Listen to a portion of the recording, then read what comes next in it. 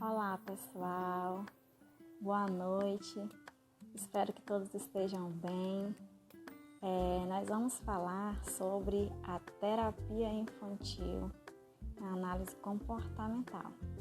Então pessoal, uma pergunta que deve todo mundo ficar com aquela dúvida: como é que a criança ela chega no consultório?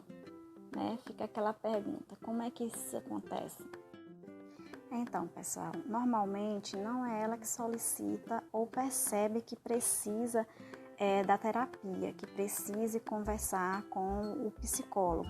Então, ela vem geralmente por duas fontes principais, ou a escola, quando percebe um comportamento inadequado, alguma dificuldade específica, ou pelos pais, que enfrentam alguma dificuldade com essa criança, dentro de casa, não sabendo lidar com um comportamento opositor.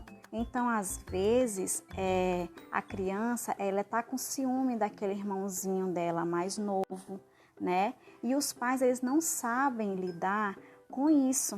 Aí eles estão com dificuldades em estabelecer regras dentro de uma casa, estabelecer uma rotina. E então esses pais eles vêm com muitas dúvidas, muitos questionamentos de o que fazer com meu filho. Será que o que eu estou fazendo está certo? Será que o que eu estou fazendo está errado? Aí então às vezes é necessário até uma orientação voltada para os pais, separado desse processo terapêutico infantil, Uma orientação mais voltada aos pais. Então, de que forma funciona essa terapia infantil? Eu vou tentar aqui resumir um pouco de como é que se dão essas fases dentro do processo terapêutico infantil. A primeira sessão, ela é feita com os pais, Onde o profissional ele vai buscar recolher, entender a queixa, entender um pouquinho melhor como é esse funcionamento familiar, como é que funciona aquela criança, o seu desenvolvimento, Se houve alguma interferência no desenvolvimento dessa criança. Então, é conversado com os pais, primeiramente, nesse primeiro momento, nessa primeira sessão.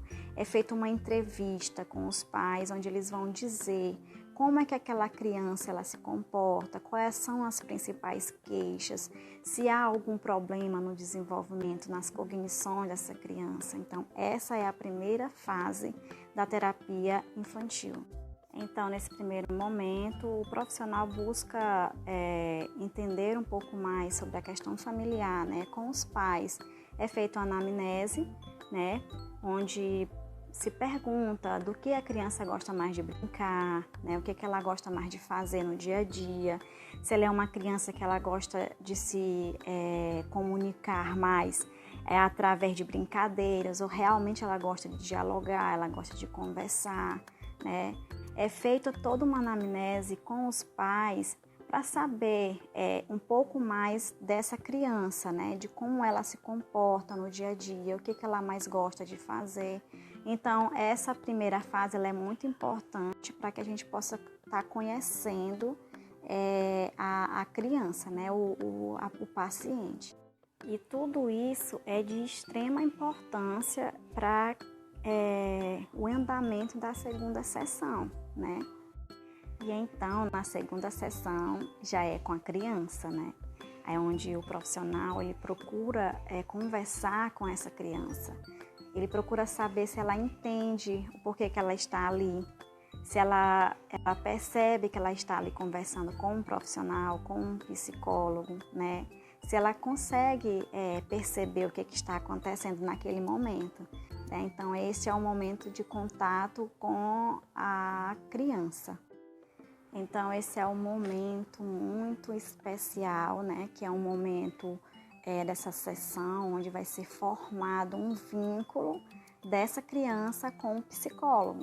né? É onde eles vão estar tendo esse primeiro contato, onde eles vão estar se conhecendo, criando uma certa intimidade, um certo vínculo. Então é muito importante essa conversa, esse diálogo, essa interação na segunda sessão.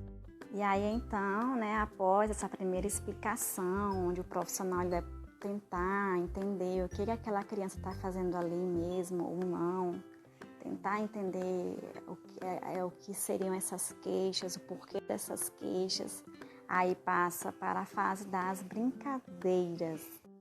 Aí vocês podem me perguntar: nossa, Vanessa, brincadeira? Quer dizer que as sessões de terapia vai ser brincadeiras com as crianças e isso realmente vai dar resultado? Pois é. Então, como é que vai ser essas brincadeiras? As brincadeiras elas vão se dar a partir das informações que os pais repassaram do que aquela criança ela gosta de brincar, do que ela costuma brincar, né? Como ela se sente bem, que tipo de brincadeiras.